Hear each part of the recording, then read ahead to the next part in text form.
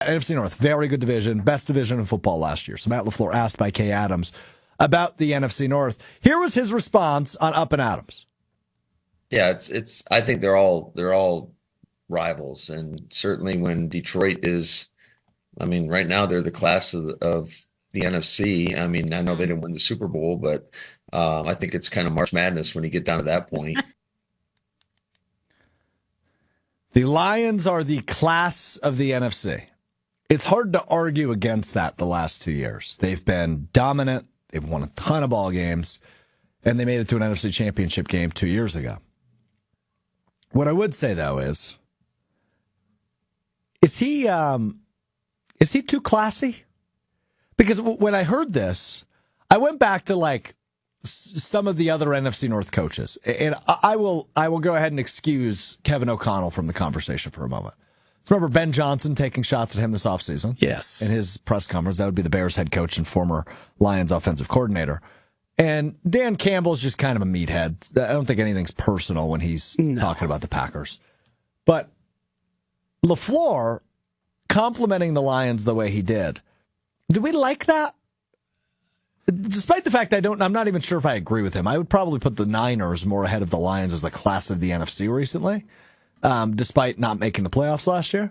So I don't know. I struggle with it. Getting distracted?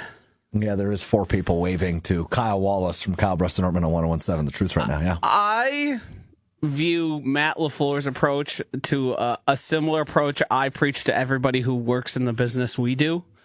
Of there's going to be some negative attention. You can either stoop to the level and meet it with the same, or you can be above it because you view yourself as better than petty little war of words. Sure. And I think handling it that way is the more respectful way, is the more graceful way, and is a good way to not have things spin out of control on you. You know, like... Speaking of which... Yes. Is to... If you address it... Hold on, time out. Well, I don't want to look. How many people are standing against the glass right now? Well, they just walked away. I can't really tell. It's kind of a glare, but I can see them moving around and making TikToks back there. But if you fan the flames of this and get your team agitated, that's like how mistakes happen. Sure. And we've seen the Packers have a discipline issue. If your coach can't show discipline in those moments, how are you going to expect your team to? So I think Matt LaFleur is approaching this the exact way he should.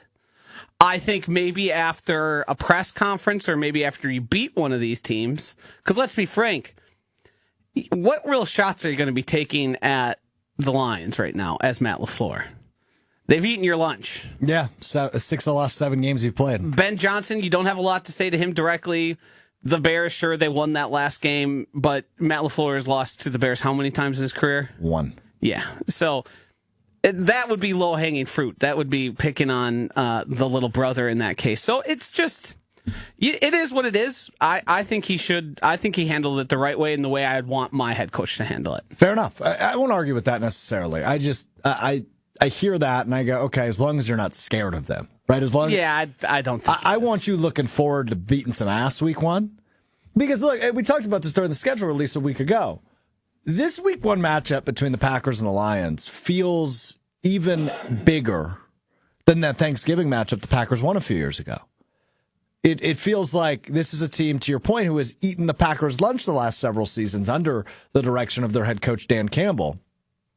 Week 1 serves as an opportunity to say, not only do we belong in the conversation of the NFC North, the NFC, the Super Bowl competition in the NFC, right? The Packers do believe, and I believe at this point, prior to the 2025 season, they do belong in the conversation. But where do they belong in the conversation?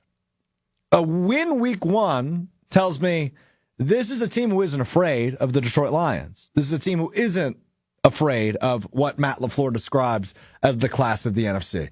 This is a team who's ready to compete and take that next step in 2025. This is a team who is ready to represent the NFC in the Super Bowl in 2025.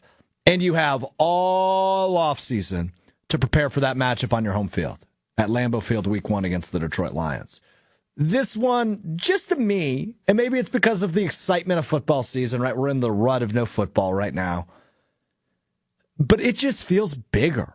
It just feels like this is the matchup that you kind of been waiting for, right? You're going to scratch the itch of coming back to football in the biggest way imaginable.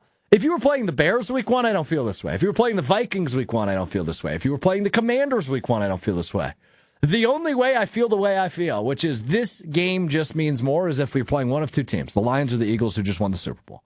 And you've got the Detroit Lions at home, all offseason to prepare for them, a team that's beaten you 6 of the last 7 times you faced, and a team that's won your division the last 2 years. It's time to put yourself right back in that conversation. You have the opportunity week 1 to catapult yourself not only to the front of the NFC North, but to the top of the NFC contenders conversation right out of the gates. Now, obviously, you still have a lot to prove after that point. You have 16 games remaining in the season, but a win week 1 over the Lions, I think, just means a little bit more to the Packers in 2025.